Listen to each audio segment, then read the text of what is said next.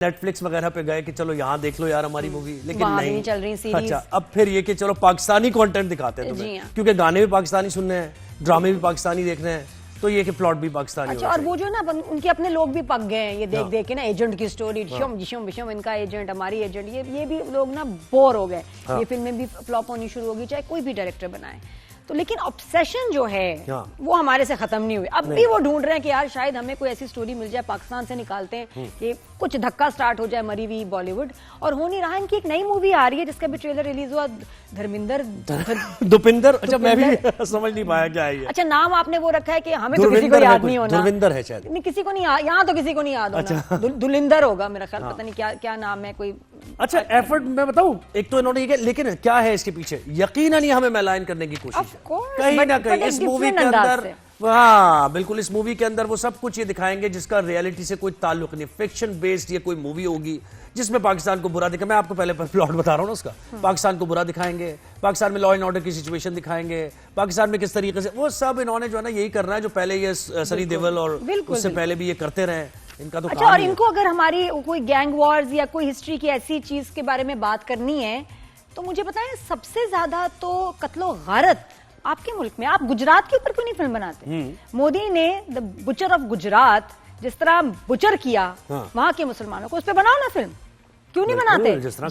जैसे ये बेमानी करके इलेक्शन जीता है मोदी, इस पे फिल्म बनाओ ना। बिल्कुल। अरे सबसे बड़े गैंगस्टर तो तुम्हारे यहाँ है, जो तुम्हारा लीडर है। अच्छा, उस पे क्यों नहीं बनाते? और इसके अलावा जो इनके इतने जो है खतरनाक गैंगस्टर्स इनके अपने मुल्क में घूम रहे हैं, टेररिस्ट घूम रहे हैं, उनके ऊपर क्यों नहीं बनाते? आपकी तो हिस्ट्री है, जो आपके इंडियंस दूसरे मुल्कों में जाके स्कैम करते हैं, जो गल्फ में उन्होंने स्कैम किया है और करोड़ों पैसे लेके वापस भाग गए इंडिया, जिनके ऊपर बैन लगा हुआ है फॉर लाइफ, उनके ऊपर बनाओ ना। बिल्कुल, क्राइम्स की कहानियां आपके अंदर भरी हुई हैं और मोहब्बत की कहानियां कोई आपके यहाँ देख नहीं रहा, क्योंकि आपने इतना हेट्रेड और इतना हेट मॉन्गरिंग कर दी है तो कि बस हेट्रेड ही उन्होंने देखना है, तो मोहब्बत की कहानियां तो होनी नहीं आपको। पाकिस्तान। अच्छा, हमारे यहाँ लेकिन मोहब्बत भरी कहानियां बन रही हैं, ड्रामे भी हो या मूवीज भी हो। तो सावल यार पिया जो है ना, उसमें क्या खास एक बड़ी अलग सी ही मोहब्बत की कहानी इंडिया को बताते हैं और दिखाते हैं कि अच्छा ड्रामा बनता कैसे, चाहिए क्या उसके लिए। हाँ दानिश बताओ भाई, इंडिया को कैसे सिखाएं भाई, इनसे तो बन नहीं रहा। दानिश नवाज, अस्सलाम वालेकुम। वालेकुम सलाम। दानिश क्या हाल है? दानिश, इतने प्यारे ड्रामे हम कैसे बना लेते हैं, बताएं जरा, इंडिया को सिखा दो यार please. Oh my God, thank you. बस सीख रहे हैं हल्का हल्का, देखते देखते। आप लोगों के ड्रामे देखते थे, जबरदस्त किस्म के। हाँ, नहीं जो आप बना रहे हैं कैसी? मैं बिल्कुल ठीक हूँ दानिश, लेकिन बाकी ऑन अ सीरियस नोट इनको बताओ कि हमारे ड्रामों में क्या खास बात है, कैसे ये ड्रामे बनाएं जो इनकी पब्लिक देखेगी, क्या कैसी फिल्में बनाएं, क्या मिसिंग है? देखिए, अब इनकी पब्लिक भी हमारे ही ड्रामे देख रही है माशाल्लाह। आप देख रहे हैं कैसे व्यूज आते हैं, क्या देखते हैं, क्योंकि हम लोग बनाते हैं हकीकत से करीब। हम बनाते हैं हकीकत से करीब, जो आम लोगों की जिंदगी में होता है। प्यार होता है, लड़ाई भी होती है, जेलिसी भी होती है और फैमिली इश्यूज होते हैं, लेकिन हम स्टार प्लस नहीं दिखाते। हमारे यहाँ बहू जो है ना वो नागन नहीं बन जाती और सास नेवला नहीं बनती। हाँ। हम इंसान ही दिखाते हैं लोगों को। और वो 10 तोले का सेट पहन के भी नहीं बैठी हुई होती। दानिश, तुम्हारे अंदर ना वो शाहिद चिपकू जो है ना वो नजर आता है यार, क्या कैरेक्टर था वो, मुझे याद आ गया यार। यार इंसान चांद पे भी चला जाए ना, लेकिन ये बचपन के दोस्त जो है ना ये भूलते नहीं। सही बात है। और क्या पता है इस बचपन के दोस्त को? नहीं।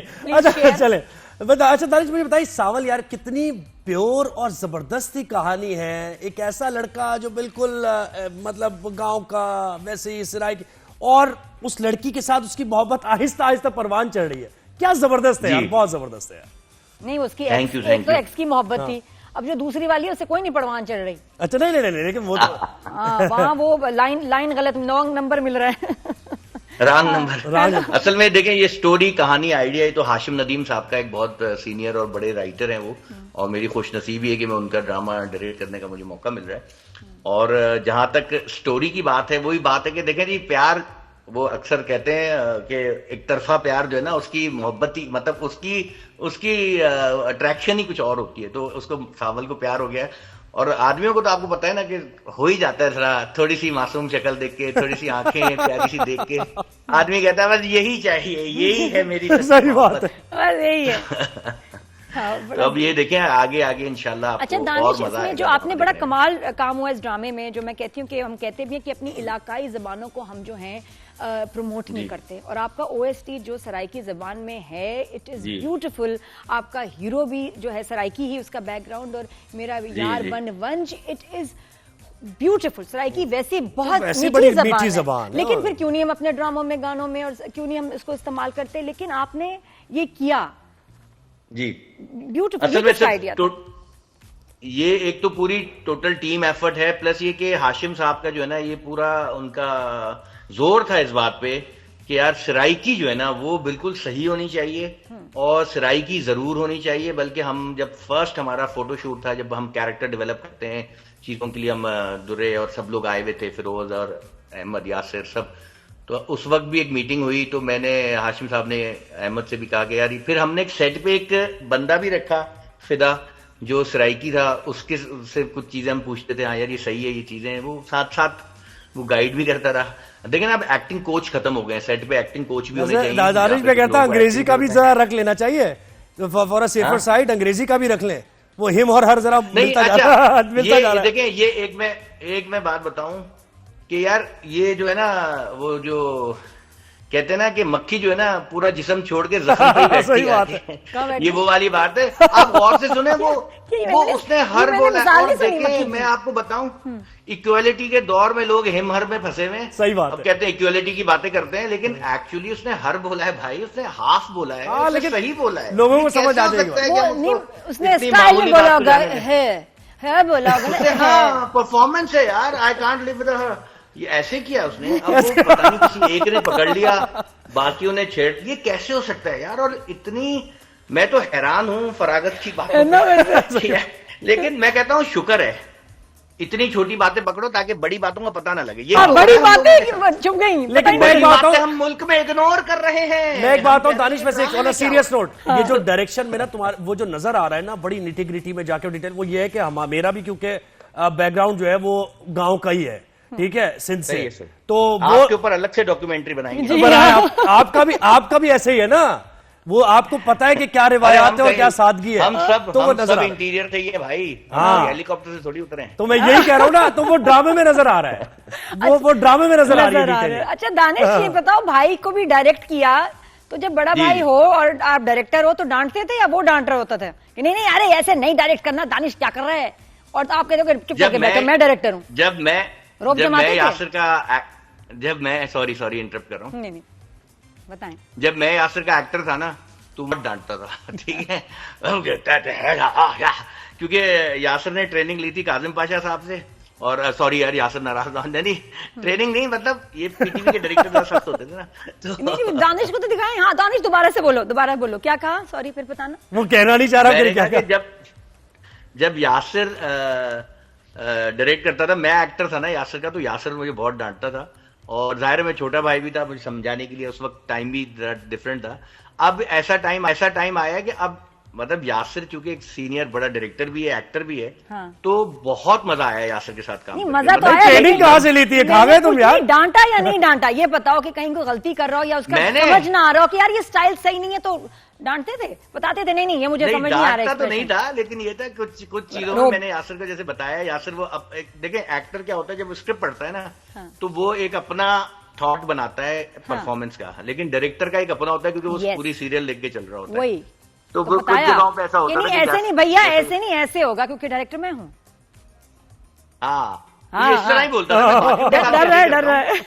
मैं कह रहा हूँ ना, पहले वो ट्रेनिंग वाले लफ्ज कहा गए कि उनके बड़े भैया ने ट्रेनिंग कहाँ से ली, वो एक बार कहने के बाद दोबारा नहीं कहा उन्होंने। सही है ना।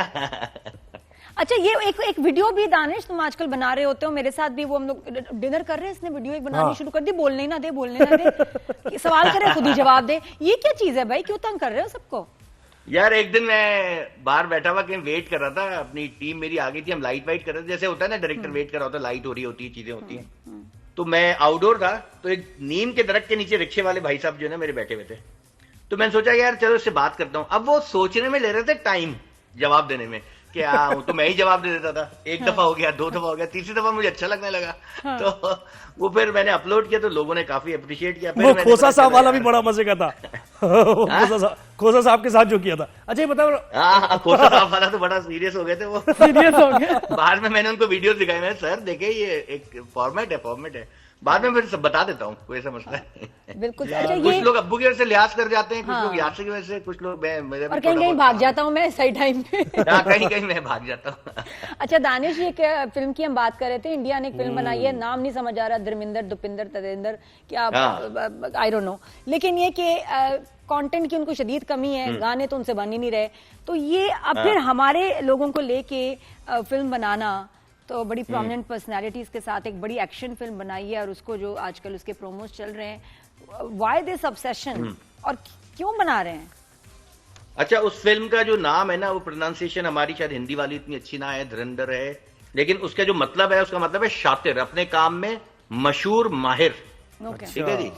और दूसरा ये कि जो अब उनके पास अपनी स्टोरी हो गई है खत्म, अब जैसे वो हमारे ड्रामे देखते हैं, वो इम्प्रेस होते हैं हमारे ड्रामों से, अब उनको स्टोरीज भी हमारी देखने में इंटरेस्टेड होते हैं, फिर वो उनको लगता है कि यार देखें, उनकी आवाम भी चाहती है कि पाकिस्तान को देखें, और फिर वो जाहिर पॉजिटिव लाइट में तो हमें कभी भी नहीं दिखाएंगे, तो वो नेगेटिव लाइट में दिखाएंगे, और फिर वो उठाएंगे ऐसे कैरेक्टर, ऐसी जगहें और ऐसे जो सेंसिटिव, जो हमारे लिए भी सेंसिटिव हैं, उन चीजों को उठा के उसके ऊपर वो डिस्कस करेंगे, ताकि उनकी फिल्म लोग देखें भी, क्योंकि बिजनेस माइंडेड तो हैं वो लोग, वो फिल्म भी दिखाना चाह रहे हैं, और प्लस पाकिस्तान का जब नाम जुड़ेगा, अपनी फिल्मों में भी जोड़ते ना, कि उखाड़ देंगे ये पंप, ये 2.5 किलो का हाथ, दिस कैन गो उल्टा अब वो ऑल्सो। 2.5 किलो का हाथ ही जोड़ के खड़े में हर जगह। हाँ, ये दानिश, अब मुझे जो चाह रहे हैं ना कि उनकी लोगों की ऑब्सेशन जो है और जो मोहब्बत है पाकिस्तानी ड्रामों और आर्टिस्ट के साथ, वो खत्म हो जाए, मुझे तो लग रहा है उल्टा पड़ जाएगा।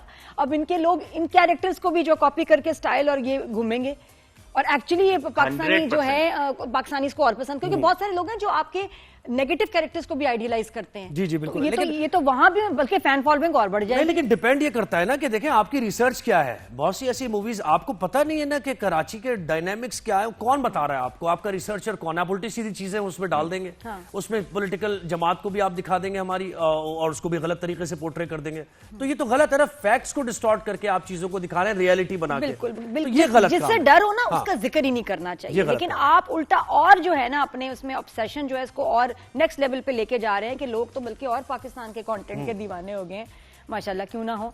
तो अच्छा, मुझे ये अच्छा, इन्होंने रमजान के बारे में कहा था कुछ कि रमजान में मैंने रमजान का इन्होंने ड्रामा भी बनाया था, जो कि बहुत मुश्किल काम है। रमजान सीरीज में कोई कितने 60-90 डेज तो लग जाते हैं, नहीं ज्यादा लग जाते हैं, हाँ, है ना। तो उससे बेहतर आपने कहा कि नहीं, मैं ये नहीं करना चाहता हूँ, इबादत का टाइम है, इससे बेहतर है कि मैं ये दूसरे ड्रामे बनाऊं। और बनाने में वैसे भी क्या ये ज्यादा आपको लगता है कि ज्यादा अच्छा इसका रिजल्ट आता है?